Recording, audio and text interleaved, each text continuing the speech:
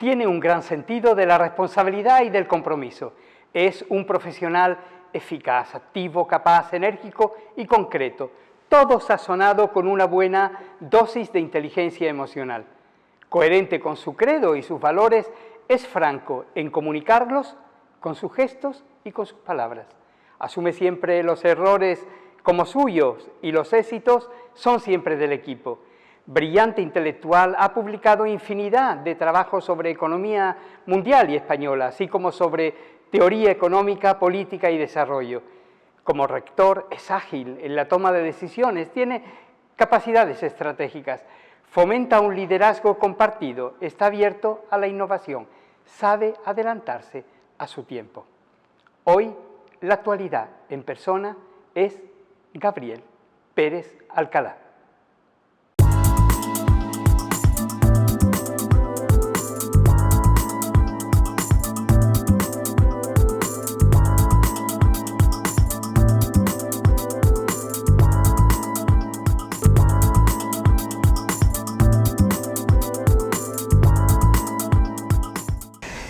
Gabriel Pérez Alcalá, nacido en Jaén en 1961, eres doctor en Ciencias Económicas por la Universidad de Córdoba, rector de la Universidad Loyola de Andalucía desde 2013. Fuiste profesor de Economía y Política Económica y posteriormente director de ETEA.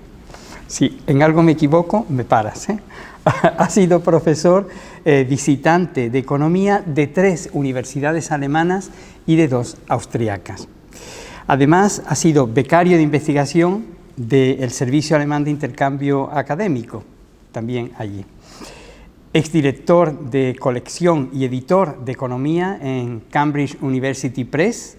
Eres miembro de la American Economic y de la European Economic Association y de la Sociedad de Economía Mundial, también, entre otras cosas. Mira, tu currículum, rector, es extensísimo y por supuesto, excelentísimo. Entonces, yo me voy a parar aquí, porque si sigo no me bastaría la media hora para poder entrevistarte. Entonces, yo sugiero que se vaya a buscar en internet El que haces totalmente bien. Porque realmente me he estado repasando tu currículum y es extensísimo. Bienvenido, rector, bienvenido aquí, a la SEA, que es la casa de los empresarios y de las empresarias andaluzas y también es tu casa, por supuesto. Me encarga Javier González de Lara, el presidente, que te dé un abrazo grandísimo con la prudencia de las medidas sanitarias que hay que tener, pero que te traslade su alegría de que estés aquí entre nosotros. Como sabes, en el programa practicamos 3 tipos de entrevistas. La entrevista de personalidad, que se enfoca en revelar características de un personaje. La entrevista informativa, en la que se pretende que el entrevistado suministre información con respecto a un tema del cual es experto, en este caso eres experto de Loyola, y la entrevista interpretativa, donde se busca que el personaje emita su opinión sobre un hecho de actualidad. En esta media hora vamos a intentar poner en práctica las 3.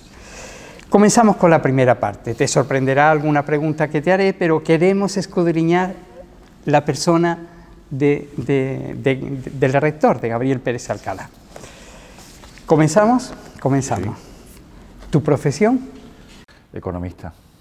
¿Tu vocación? Servir a los demás. ¿Tu principal virtud, aunque sea feo preguntarlo? Creo que la imaginación. ¿Valoras en una mujer? La inteligencia. ¿Aprecias en un hombre? La inteligencia. Rector, un libro que nunca olvidas. El Cardenal, de Henry Morton Robinson. Fíjate. Un libro de los 50, una novela que trata la vida de una vocación religiosa que llega a las altas esferas de la Iglesia. De joven me impresionó mucho y sigo volviendo de vez en cuando a él. ¿Y una película que recomiendas? También tendría que decir muchas, porque antes la novela también estaba pensando en varias. La caza del octubre rojo, me gusta mucho. Me parece que el protagonista es Sean Connery, ¿no? No, sí, Sean Connery, sí. ¿Y tu música preferida? Porque me imagino que escuchas música. La música te diría que mucha. Me gustan mucho los cuartetos de cuerda, me gusta mucho el violonchelo. Mi música preferida sería el primer concierto de cello de Bach. Pero también me gusta el rock sinfónico, Pink Floyd, Camel, me gusta mucho el blues, el soft jazz, Diana Krall, y últimamente no paro de oír a Adele. El disco de Adele de 30 me sigue encantando. Un lugar para trabajar. Mi despacho. Tu despacho. ¿En Loyola? Mi despacho en Loyola. ¿Un espacio para descansar? La playa. Cualquier playa viendo el mar, con la amplitud de cualquier playa de Cádiz, de Huelva, la playa. ¿Hay alguna preferencia por Cádiz, por ejemplo? Sé que tu débil también está por ahí. ¿Una ciudad a la que volver? Muchas. Me siento muy en casa en una ciudad alemana en la que he pasado 20 y tantos veranos de mi vida dando clase, que es la ciudad de Passau. Es mi otra ciudad, por así decir. ¿La brújula del corazón apunta hacia?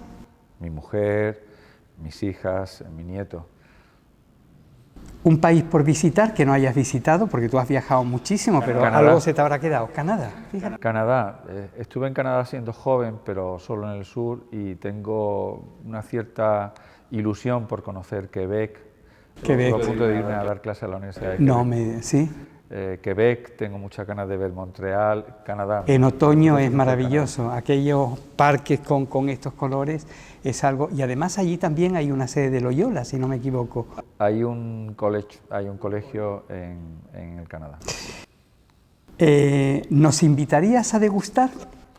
Soy muy malo guisando, no sé cocinar, no tengo esa afición que todo el mundo parece que tiene ahora, pero yo te invitaría a degustar un arroz con carabineros y gambones allí en La Reja, en la playa de Bolonia, sin ningún problema. Y acompañado, me imagino, de un buen vino blanco. De un buen vino blanco de la tierra o de un tinto de Cádiz, que tampoco está mal. Gabriel, Andalucía en 2 palabras. Pasión, yo creo que es una tierra apasionada y apasionante, y al mismo tiempo a mí me suscita responsabilidad. Creo que los andaluces y aquellos que tenemos una cierta relevancia pública por nuestro cargo, por la razón que sea, tenemos una gran responsabilidad. Yo me quedaría con pasión y responsabilidad.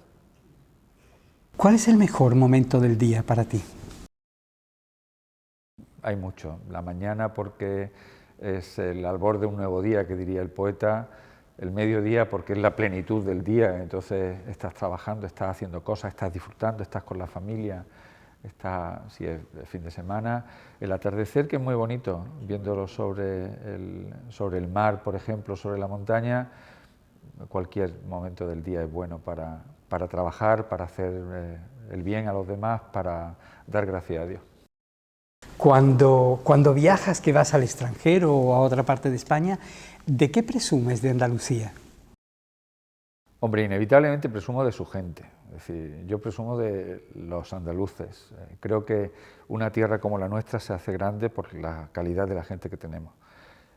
Uno presume y cuenta y dice, mira cómo cuentan chistes la gente de Cádiz, mira la guasa que tienen los sevillanos, mira el arte que tienen los de Málaga, presumo de la gente de Andalucía, y eso determina también nuestra propia calidad de vida. ¿Y en qué podría mejorar Andalucía? Muchísimas cosas.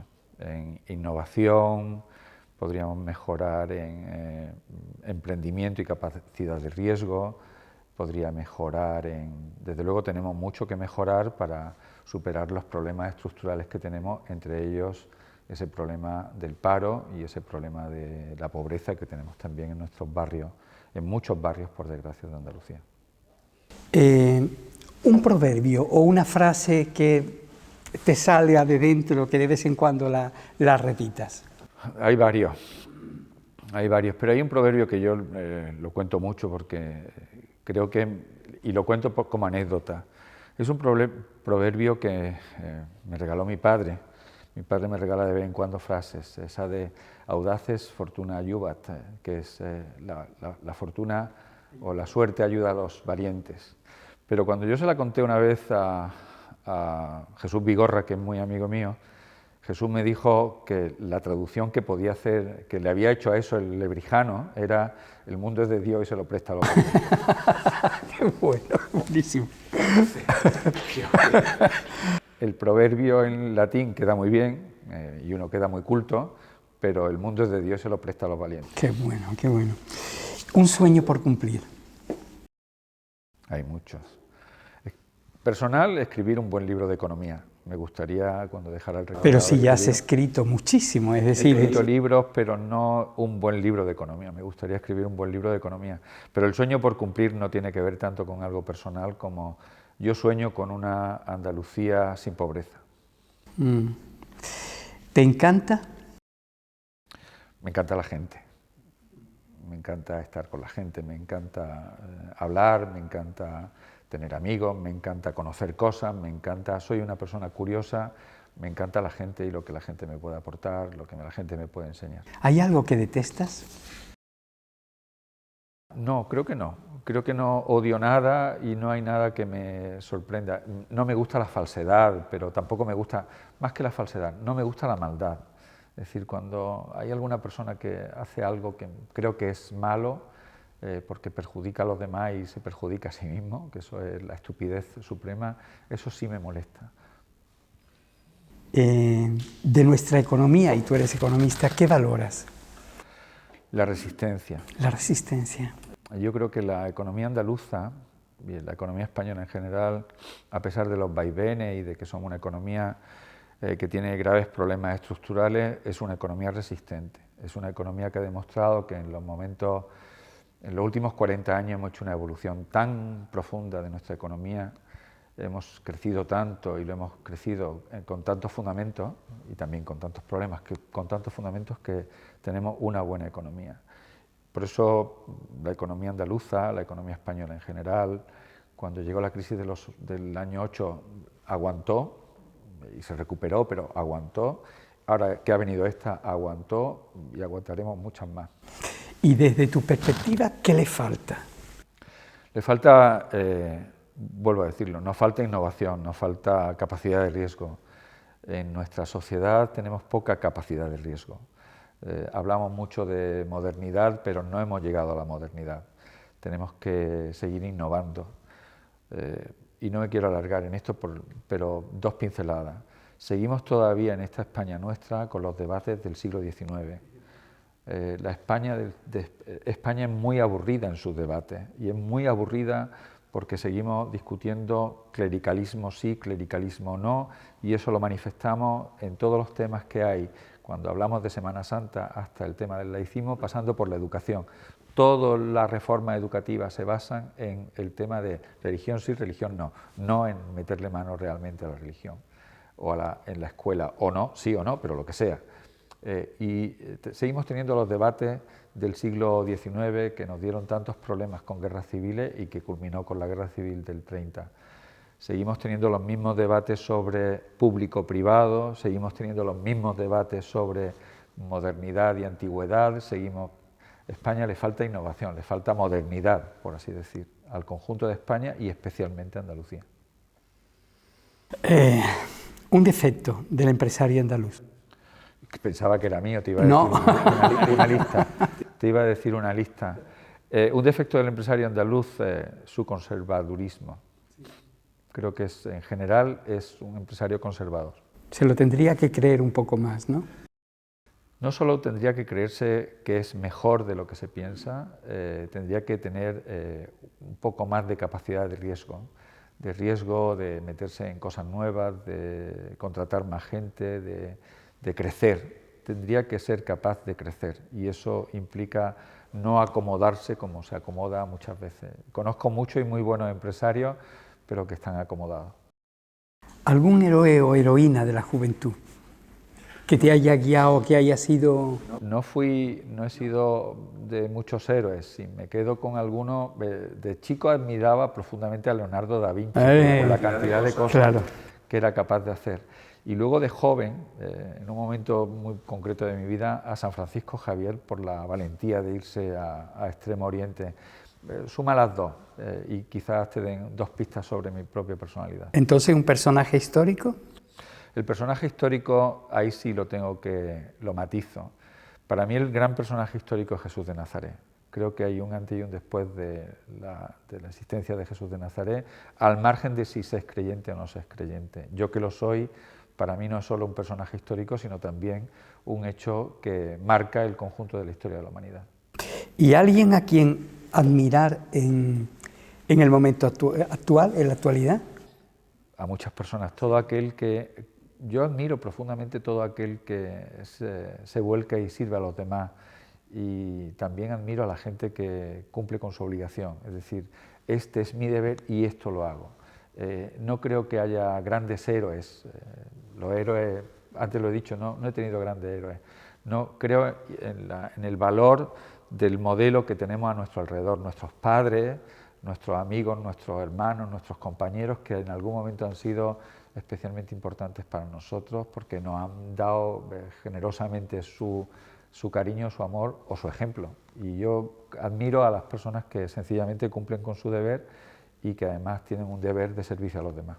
¿Busca en la memoria un recuerdo inolvidable?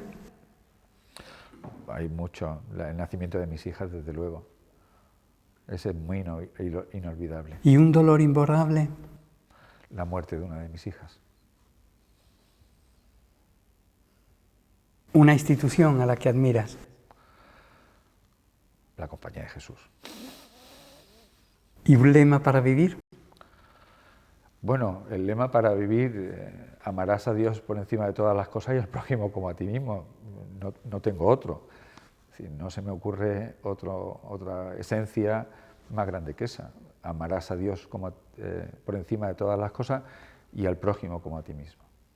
Decía antes en la presentación que te he hecho antes de que llegara, grabándola, que eres una persona con un credo muy definido, y que sea en tus gestos que en tus palabras, siempre eres franco al decirlo. Y en una situación como la que vivimos hoy, con la cultura que tenemos, hay poca gente que se moja, sacando fuera los valores que tiene y cuáles son las brújulas para seguir adelante.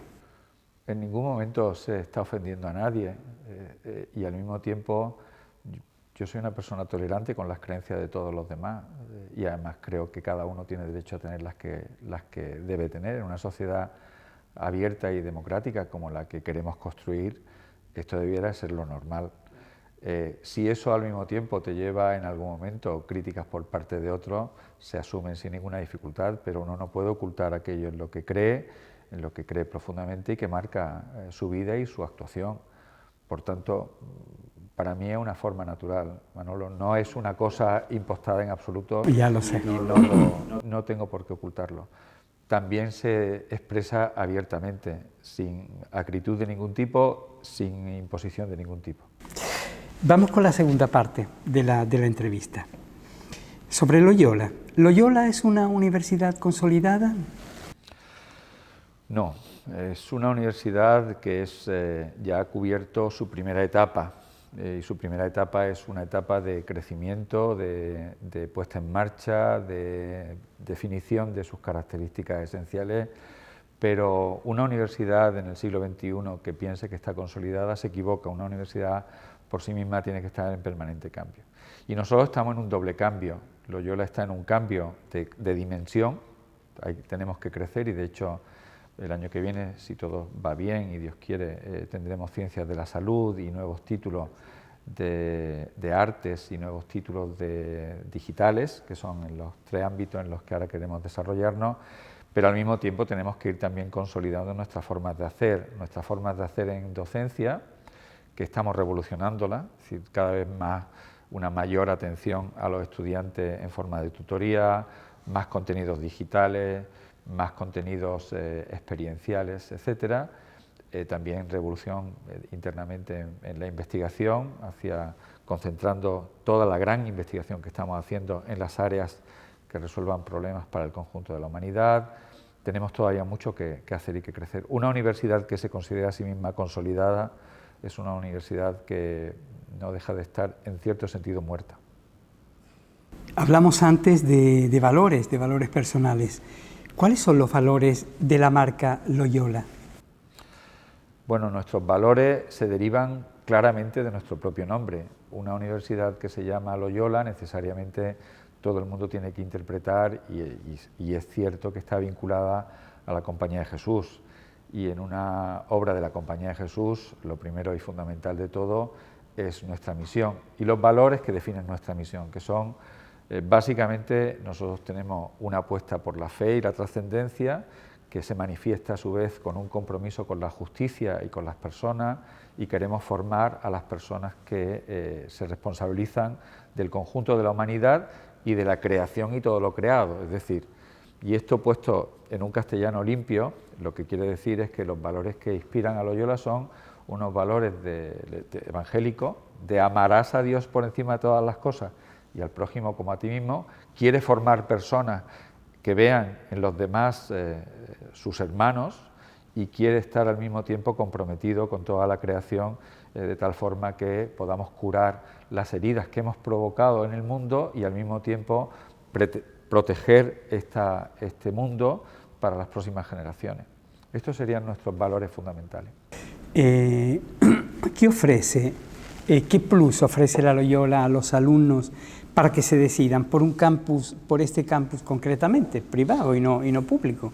Pues nosotros ofrecemos una buena universidad, una buena formación, y cuando digo una buena formación no estoy diciendo nada que no se pueda contrastar.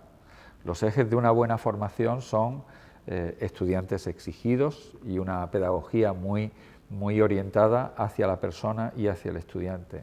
Clase y grupos pequeños, tutoría y atención personalizada para desarrollar a cada una de las personas. Al mismo tiempo ofrecemos un claustro de profesorado joven y formado en las mejores universidades del mundo. Ofrecemos una experiencia de internacionalización, unas oportunidades de internacionalización que pueden llevar a nuestros estudiantes lo mismo a Europa, que a Estados Unidos, que a América Latina, que a Asia, que a Japón, que a la India, etcétera, por todo el mundo. Y ofrecemos también una vinculación con el mundo empresarial que el resto de la gente no tiene. Es decir, nosotros tenemos desde hace más de 40 años, desde que éramos ETEA, las prácticas de empresa metido en nuestro currículum, fuimos el primer centro en tenerlo, y tenemos, yo diría que más prácticas que nadie, por decirlo en una expresión un poco así burda.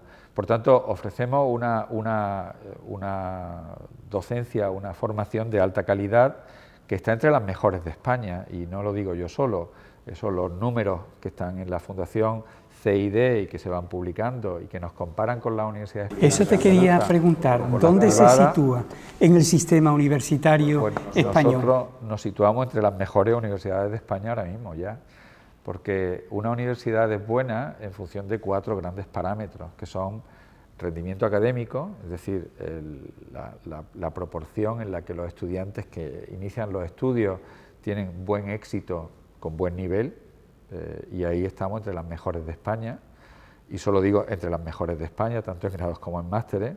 En empleabilidad, que eso lo que viene a decir es cómo de buena es la formación según aquellos que van a emplear a los egresados, y ahí estamos entre las mejores de España, y te diría que entre las 5 mejores de España, y los datos son, vuelvo a decir, de la Fundación CID, no datos nuestros.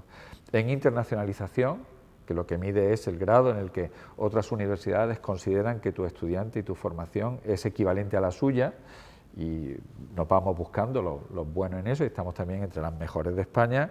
Y en investigación, que también es en investigación ponderada, y ahí estamos también entre las buenas universidades. Cuando uno mezcla los 4 parámetros, y podríamos poner más, es decir, pues uno se encuentra una buena universidad.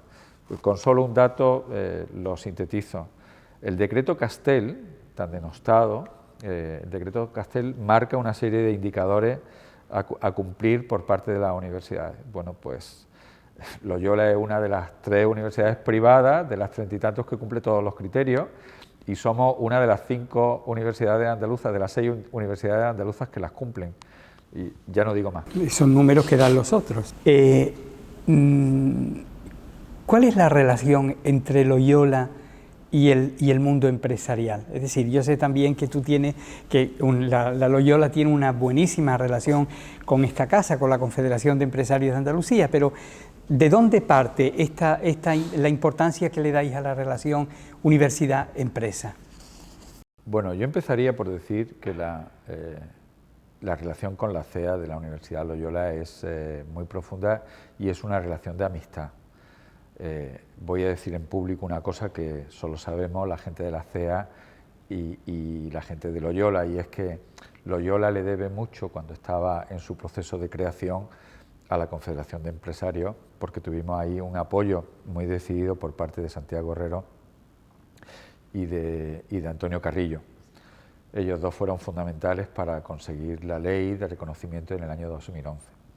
Y luego la relación ha seguido siendo muy fluida, no solo muy fluida, sino de una gran amistad con Javier González de Lara, con Luis Fernández Palacio, etc. Es decir, nosotros además somos miembros de la CEA y al ser miembros de la CEA la relación con la Confederación es muy cercana. Lo mismo pasa también con la Confederación de Empresarios de Sevilla, con Miguel Ruz, con la Confederación de Empresarios con CECO en Córdoba, con Antonio Díaz, todo lo que es etcétera. Es decir, nosotros tenemos una relación con las instituciones que representan a los empresarios muy fluida y muy cercana. Y luego con el conjunto de las empresas pertenecemos a varias asociaciones. Por ejemplo, somos una de las pocas universidades españolas que pertenecen a la American Chamber of Commerce de aquí de Madrid, en la que están las grandes multinacionales que operan en España. Pertenecemos a la Chamber of Commerce of New York, que también están las empresas españolas que operan en Estados Unidos. Y luego tenemos mucha relación a nivel ya personal con las empresas y con los empresarios. Es decir, ¿de qué viene? Pues piensa que yo he estado 30 años dando clases en una facultad de ciencias empresariales y tengo más de 16.000 antiguos alumnos.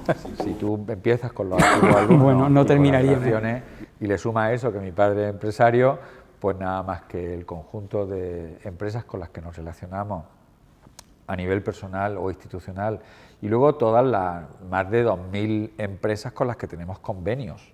Nosotros tenemos convenios con más de 2.000 empresas que nos dan unos 1.800, 1.900 prácticas de empresa al año. Súmale a eso todos los altos ejecutivos y directivos que formamos en nuestros cursos con ESADE. Hay muchos de aquí que lo están haciendo. Pues lógico y natural que tengamos una relación muy fluida con el mundo empresarial en general y que lo conozcamos bien y que el mundo empresarial nos conozca y nos apoye a nosotros también de una forma muy decidida. Rector, vamos a la tercera parte de la entrevista, ¿vale? Sobre el sector universitario en general. ¿Cuáles son los principales problemas que tiene el sistema universitario actual? Me he anotado aquí una frase que había leído, que el presidente de los rectores acusaba recientemente al gobierno de desmembrar el Estado con su nueva ley universitaria y vulnerando el principio de autonomía universitaria y dando un golpe en la línea de flotación de las universidades. Lo he copiado de las declaraciones de él. ¿Estás de acuerdo? Varias comunidades piden, entre otras cosas, la retirada de la ley Castel por falta de consenso. Son muchas preguntas. El sistema universitario español está como una parte importante del sistema universitario a nivel mundial en ebullición. Podría hacer un repaso de cómo está cada uno de los sistemas universitarios más importantes del mundo, pero vamos, diría, por ejemplo, el sistema universitario norteamericano, que es probablemente el más amplio y dinámico del mundo, con más de 2.000 universidades. Ahora mismo lo que está enfrentando es el problema de la pospandemia. Hay un cierre importante de universidades pequeñas y medianas en los Estados Unidos porque han tenido una caída significativa del volumen de estudiantes y hay una gran eclosión, por ejemplo, de universidades online. En los Estados Unidos hay un magma ahora mismo competitivo muy importante. Aquí en Europa va por barrio, es decir, la Universidad Alemana, que hizo una reforma muy profunda, y yo la conozco bien porque estuve 20 y tantos años dando clases todos los veranos allí. La reforma de la Universidad Alemana se hizo entre el año 2004 y 2008, que fue la última gran revolución entre comillas, en la alemana, y ahora mismo pues una universidad muy estable, un sistema universitario estable, porque los alemanes no tontean con sus leyes educativas como hacemos los españoles. Por ejemplo, Italia también está un poco en movimiento.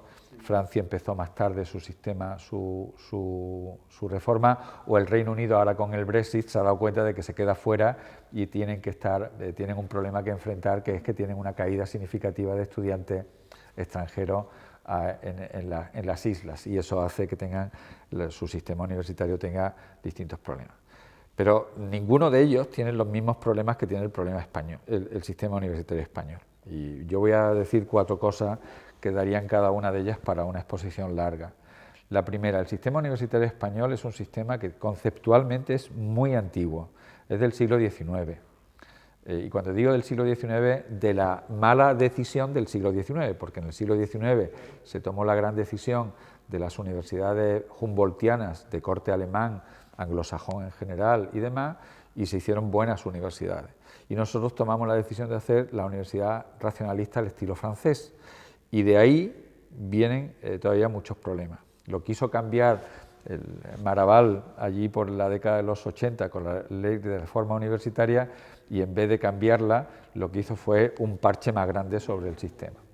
Ese número 1, es decir, el concepto de universidad en España está en crisis. Todavía las universidades grandes no se han dado cuenta, pero está en crisis. Y eso implica cambiar muchas cosas. En segundo lugar, tenemos un problema que todavía seguimos distinguiendo, especialmente entre universidades públicas y privadas, cuando tendríamos que estar distinguiendo entre buenas y malas universidades. Es decir, la ley se tendría que hacer para premiar a las buenas universidades y evitar que existan malas universidades, pero sean públicas o privadas. No se pueden estar haciendo leyes en contra de universidades privadas por ser privadas, o no se pueden estar haciendo leyes para proteger universidades públicas malas. No. Mire usted tiene que estar haciendo una ley que determine qué es una buena universidad para el servicio de los españoles, en el sentido de la ciudadanía española, en el sentido de una buena investigación que permee en forma de innovación a las empresas y una buena formación que haga eficaz nuestro mercado de trabajo y nuestra economía.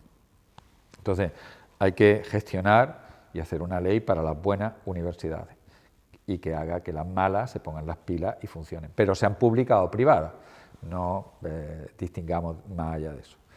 Luego hay un problema de gobernanza del sistema, y es que el sistema lo tenemos digregado en 17 comunidades autónomas, cada una de ellas con unas reglas de funcionamiento diferentes, cuando competimos todos por los mismos estudiantes y competimos todos en los mercados globales. Es decir, no puede ser que aquí en Andalucía, para poder poner un título, necesite un permiso previo y un permiso posterior a la verificación, que nos pasa en distintas comunidades autónomas, solo en 4, y luego en Madrid uno pueda poner lo que quiera, como quiera y cuando quiera.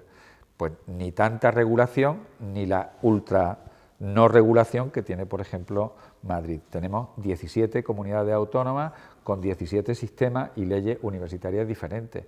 La Rioja, por ejemplo, tiene una legislación que, en fin, que uno diría que es casi de risa.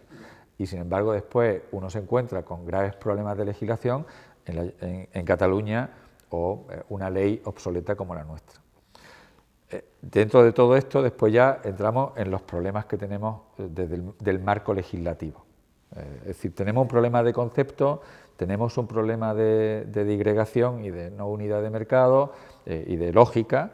Tenemos ahora un problema después legislativo importante, y es que la legislación que tenemos es del año 2007, previo a todos los cambios que hicimos a los grados Bolonia. Es decir, hicimos una ley que preparaba para un cambio, pero no hicimos la ley que preparaba para el resultado final del cambio. Entonces tenemos una ley obsoleta, y estaba bien haberle, lo que ha querido hacer Castel, de cambiar la ley orgánica. Pero es que, claro, uno tiene que querer saber, primero, cuando uno quiere cambiar una ley, tiene que saber qué es lo que quiere conseguir, y no estar como Castel cambiando continuamente de opinión. Es que los rectores el otro día no pudimos emitir informe en el Consejo de Universidades porque es que no sabíamos ni sobre qué teníamos que emitir informe. Entonces, el sistema legislativo que tenemos, el marco jurídico que tenemos es inestable, muy gobernado por la ideología y no por la racionalidad de lo que se pretende. Y a todo eso le sumamos que las universidades públicas tienen un problema de gobernanza. Es decir, se toman mal las decisiones de cómo se escoge y a quién se puede escoger de rector. Gracias a Dios eso no nos afecta a las universidades privadas, que alguna de ellas comete errores de nombrarme a mi rector, pero bueno, eso es un problema diferente y es de la compañía, no de la propia universidad. Pero bromas aparte, hay un problema de gobernanza de las universidades públicas y en general hay un problema de financiación. de las universidades públicas y de las universidades privadas. Es decir, tenemos un sistema universitario que, gracias a la calidad de los universitarios y gracias a la vocación que hay dentro de nuestras universidades, tanto públicas como privadas, da como resultado un sistema que relativamente funciona. Pero esto podría funcionar muchísimo mejor si fuéramos capaces de tener una política universitaria coherente.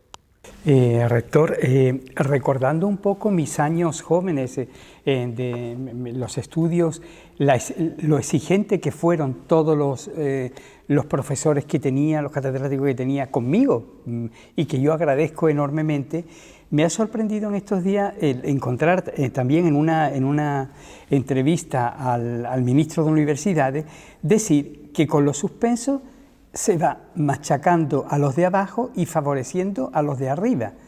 Esto es así, es decir, cuando yo estoy agradecidísimo de lo exigente que han sido conmigo para que al final aprobara, aprendiese, etcétera. Yo mucho me temo que el ministro Castel, que no deja de ser un buen sociólogo, no tiene ni idea de algunas de las cosas que dice, y voy a intentar matizar las dos cosas que mezcla ahí. En primer lugar, una buena universidad, cuando hablamos de excelencia en cualquier ámbito, fíjate, Manuel, que no existe el verbo excelencir o excelenciar o excelencer, no existe.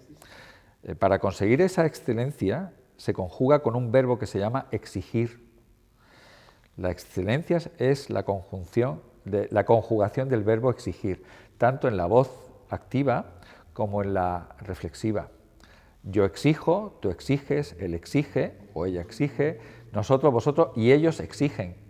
Y al mismo tiempo yo me exijo, tú te exiges, hasta ellos se exigen.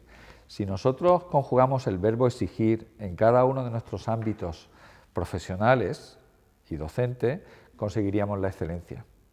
Entonces, en la universidad, para hacer una buena universidad, tenemos que exigir a los estudiantes, tenemos que exigirle al profesorado, tenemos que exigir a la organización, tenemos que exigir a los procedimientos Si no nos exigimos, no lograremos nunca la excelencia. Pero pasa lo mismo en el ámbito profesional.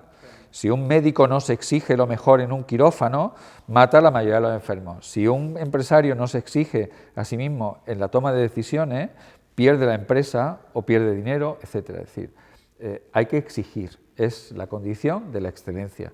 Esta es la primera idea. Segunda idea, la desigualdad empieza no en la universidad por la exigencia en la universidad. La desigualdad empieza en nuestras barriadas pobres, nuestras barriadas marginadas, cuando no le prestamos atención a los estudiantes, a los chicos en sus primeras letras en esa barriada.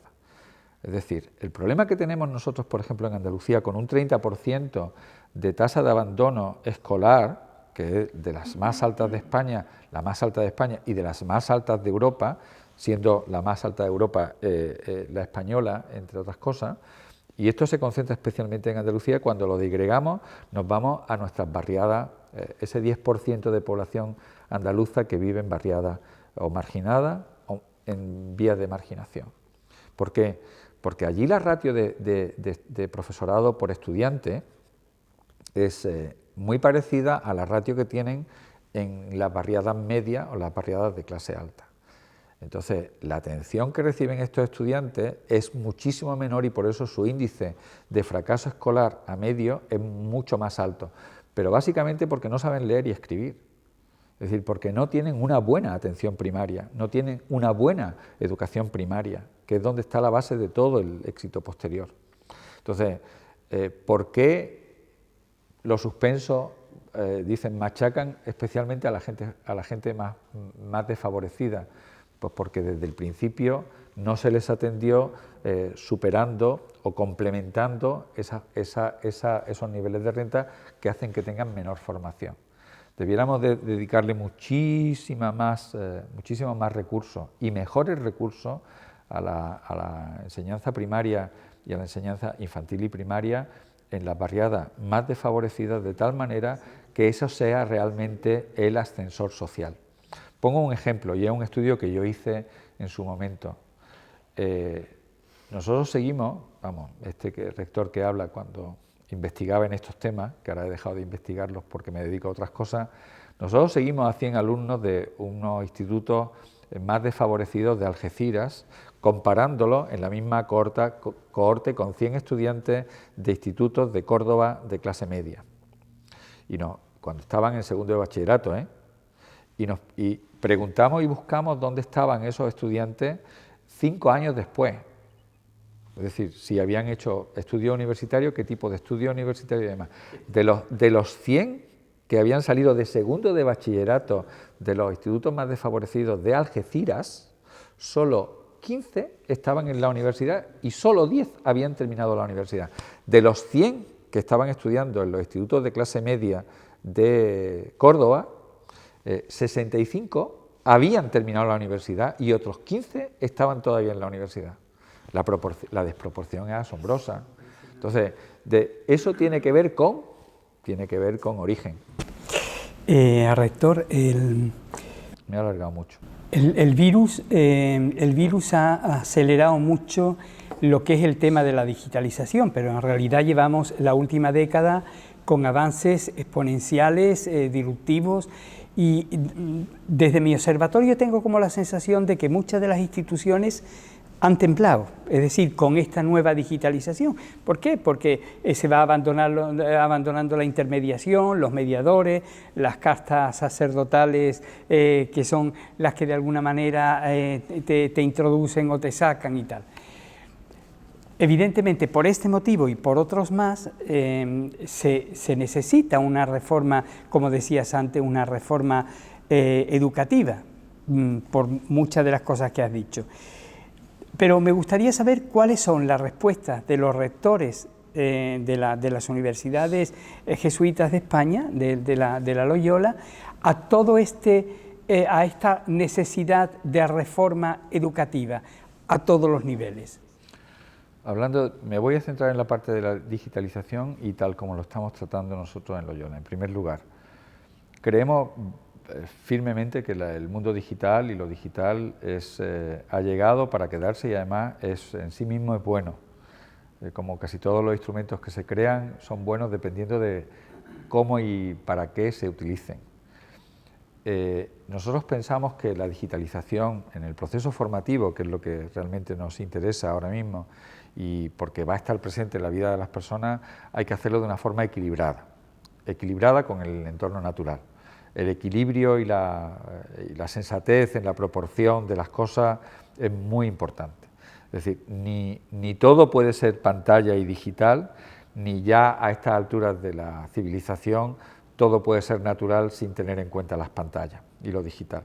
Vamos a ver cómo se hace ese equilibrio de tal forma que sea coherente y equilibrado, de tal forma que nos genere un bien al conjunto de la persona, a la ciudadanía y en el ámbito profesional, y no nos genere más dificultades, porque si el uso de las pantallas nos va a generar unas dependencias, adicciones, que al mismo tiempo van a degenerar en unos problemas psicológicos, pues mire, la pantalla entonces no es buena, hay que matizarla.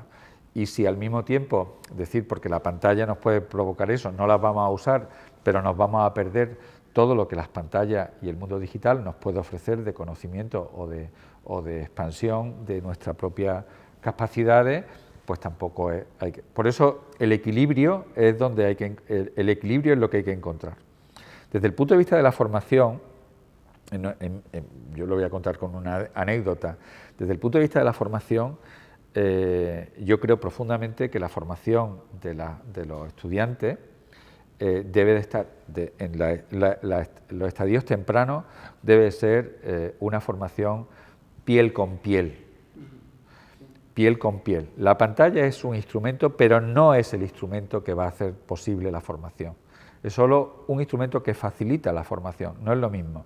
Y digo ¿por qué piel con piel? Porque aprendemos mucho de los modelos, de la interacción, de la comunicación no verbal, de la serendipia que hay cuando hacemos el grupo. Una suma de 40 caras en una pantalla, fotos de carnet de identidad, no son una clase. Una clase son 30, 40 estudiantes dentro de un aula, interactuando todos en las mismas condiciones y oyendo toda la misma información con el mismo ancho de banda y no con distintos anchos de banda, interactuando, que es la forma de hacer. Pongo también otro ejemplo. Vamos a aquellos que son unos forofos de la digitalización, siempre les digo la misma tontería, que es la siguiente. El año que viene, del 1 al 15 de agosto, se pone una pantalla de QLED de no sé cuántas pulgadas, un aire acondicionado y unos rayos UVA, y se pone uno a ver, y Internet te ofrece muchas posibilidades. Puede hoy que te llegue la olita del Caribe, mañana no sé cuánto, y del 16 al 31 nos vamos al puerto de Santa María o a Chiclana o a Huelva. A ver después qué preferimos, si los primeros 15 días en el salón de nuestra casa viendo las aguas del Caribe o de México de no sé cuánto, o la otra. Es decir, no, pues lo mismo que el veraneo es también así, la formación, la vida es también vivirla. Y lo mismo también lo cuento de otra forma, es decir, cuando uno va, vamos a hacer la siguiente prueba. Imagínate, Manuel, que nosotros pretendemos ponernos fit, en forma. Pretendemos ponernos en forma. Y que ahí tú vas a un entrenador personal que te exige todos los días, que te pone un plan de comida y que te dice los ejercicios que tienes que hacer adaptándote a lo tuyo. Y yo me meto en Internet a que dentro de 3 meses vamos a ver cuál de los dos se ha puesto en forma y cuál no. Formarnos implica disciplina, atención, modelos a seguir, atención personalizada, etcétera. Por eso, cuando me dicen la formación en el futuro va a ser toda online, pues digo, no. Ahora, si uno ya tiene una edad, tiene la edad que yo tengo, más de 60, y quiere formarse en algo muy concreto, pues como tiene el objetivo muy claro, dice, pues mire usted, me voy a formar de esta forma y haciendo esto. Por eso, a medida que se tenga mayor formación personal y que sea más concreta la formación, lo online puede tener mayor cabida. Pero desde luego, en los estadios básicos en los que estamos formando personas, empezamos a formar a los ciudadanos, que es la universidad, y estamos empezando a los protoprofesionales. Con todo mi respeto, la formación tiene que ser presencial, digital y todo lo que se quiera, pero experiencial y social, es decir, unos con otros, no individualizada en casa, sabe Dios qué te están dando, etcétera. Y el papel del profesor o de la profesora se va a necesitar siempre, porque por mucho que uno tenga Internet, a mí me hace mucha gracia cuando la gente te dice ahora, es que ahora las posibilidades de conocimiento son infinitas. No sé si yo es que era un estudiante raro, que lo era, que digo que lo era, pero también eran infinitas las posibilidades que yo tenía en la biblioteca de mi facultad. Yo iba a la biblioteca de mi facultad y te encontraba allí toda la lista de un montón de grandes manuales de macroeconomía o de microeconomía y solo cogías uno. Y ahora mismo los chicos tienen todas las posibilidades de esos manuales, pero entran en Wikipedia y se quedan con los 3 primeros artículos, los que estén, según un algoritmo, más citados. Pues mire, necesita a alguien que le diga, tienes que coger de esta página, tienes que ir de esta otra, esto se interpreta así, esto se engarza así. Es decir, seguimos necesitando orientación y modelos para poder seguir procesos de aprendizaje. Y si no, vamos a ponernos en forma a través de Internet. Imposible. Rector, nos hemos comido literalmente el tiempo. A mí se me ha pasado volando, pero se me han quedado muchas preguntas por hacerte, así que amenazo con volverte a traer otra vez aquí a los estudios de SEA Televisión. O sea que... Encantado de que cumplas tu amenaza cuando tú quieras y a tu entera disposición, la tuya y la de la Confederación de Empresarios, a la que agradezco también esta oportunidad. Dame un mensaje final, conclusivo, algo que quieras trasladar sabiendo que son empresarios los que nos están viendo, los que nos van a ver.